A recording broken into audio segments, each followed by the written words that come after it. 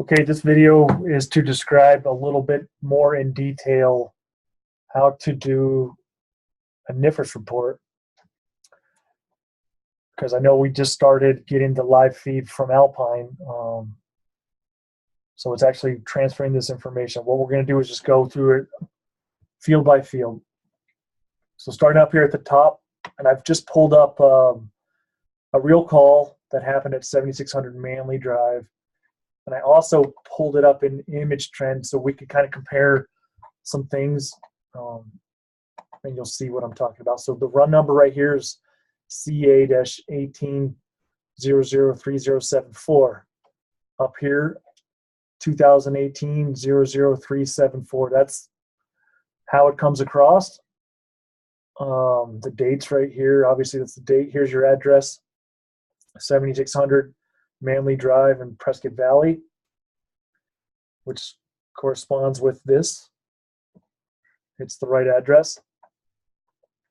Then we come down here, the incident type, that's the same thing like you're used to seeing. So like 321 is your typical EMS call. Times, this one's going to be somewhat different. And what we've noticed thus far, this alarm time right here does not correspond with what you're used to seeing as your alarm time. What it seems to be bringing across is when the alarm room is first taking the call take time. That's not even when they dispatch you guys. It's before that. So this says 13:22:13, and we got 13:22:32 here, and then you guys were dispatched at 13:23:07. So we're used to seeing that time right here, and Chief Bliss is working with Alpine to make that correction so that in the future this box here will look the same as your dispatch time that you see in image trend right here. Your timeout time is your responding time, so 13:25:03. That does correspond here. Arrival time is the same, 13:27:16. There you go. This last unit clear is when you're available. And I don't know if that was filled out yet on here or not. The mutual aid given or received, you're not going to need to fill that out unless you're going somewhere else for mutual aid request. Shift and alarms, A, B, or C shift. You can fill in the district and box if you want to. It's not required. Down here, your actions taken. These are, again, the same that you're used to doing with your old reports, like 32 for BLS, 33 for ALS, 34 for transport, 00 for other. Those are your actions taken. None of this resources is green. These green things are like mandatory fields, and the white ones are not mandatory. I'm going to scroll down a little bit because I'm not going to fill out any of this stuff on an EMS call. Property use. Remember that one, like your 419 code would be single family home. The person involved, this is what we're going to use for now. Even though it doesn't have a birth date yet, they're working on putting the birth date in here. So you can put your patient name. If it is an EMS call, you could put their first and last name, and then the DOB once it gets put in by Alpine. Until that time, just disregard the DOB. But definitely put your person's name in here so we can cross-reference that.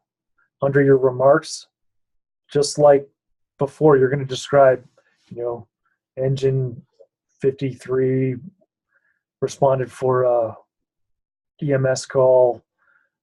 Patient was treated at scene. Patient was transported by Lifeline ambulance to YMC East with one CAFMA medic on board.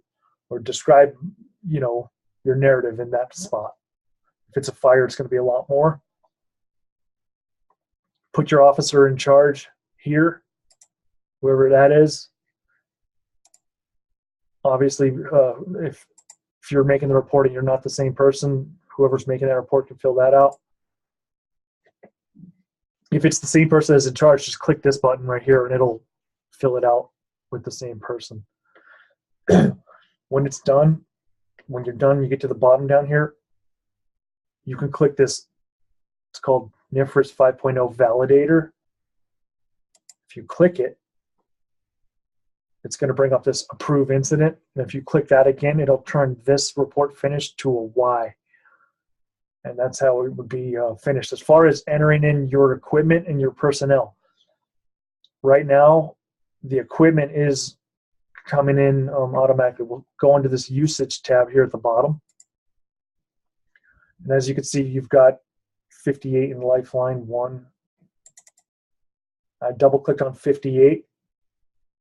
And now you've got general, personnel, and dispatch times. What we care about, the 58's already going to be there, or whatever engine it is on the call. But the personnel, wow, somebody must have already filled this out because usually this is blank.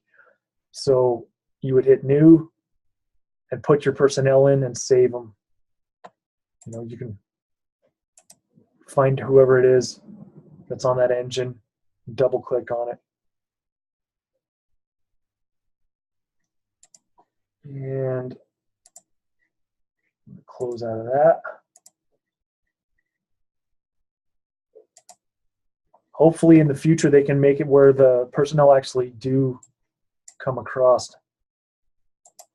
Let's see. I'm going to try another call just to see if it maybe is coming across. Oh, see, Rick has already opened this report. I'm going to open another one.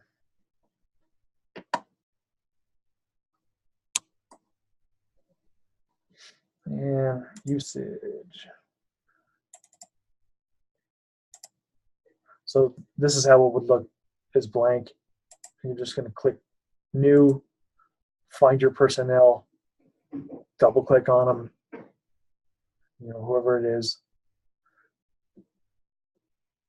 I don't know if I do this, if they'll be able to undo it, hit save, and then new again for the next guy. But I don't want to put the wrong people in here, so I'm just close out.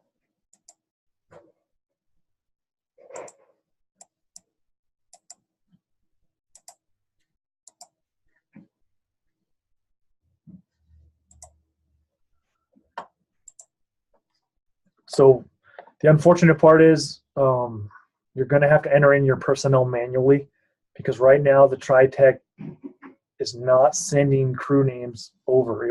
It is doing engines, but not crew names. So until they get that figured out, for every call, just go ahead and enter in your own personnel under each engine. Okay? Most of the other stuff is transferring across. We'll let you know when Alpine gets it all figured out. And then don't forget to use this validator here in the bottom. These things here are just kind of like things that have to get filled out on the left here, and they're not filled out yet. Once you fill them out, you won't see them listed anymore. And it's just telling you where each part's located in these tabs, B, C, F, J. So the property use is in J, which is right here. So that's pretty much it. They're pretty easy, not too bad. The other thing we've been noticing is under your incident list, some people's calls are not showing up. We do not have a good explanation for that yet. They're working on it. And just keep track of ones that don't show up, like write it down, and then we can email Chief Bliss and get that to Alpine and ask them to try to locate those calls for us.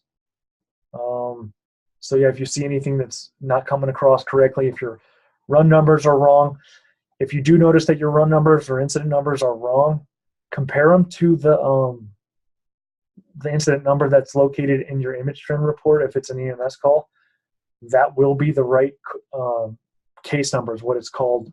And if you're looking it up in any other way in TriTech, the case number is the right incident number that you would want to put into this NIFRS report.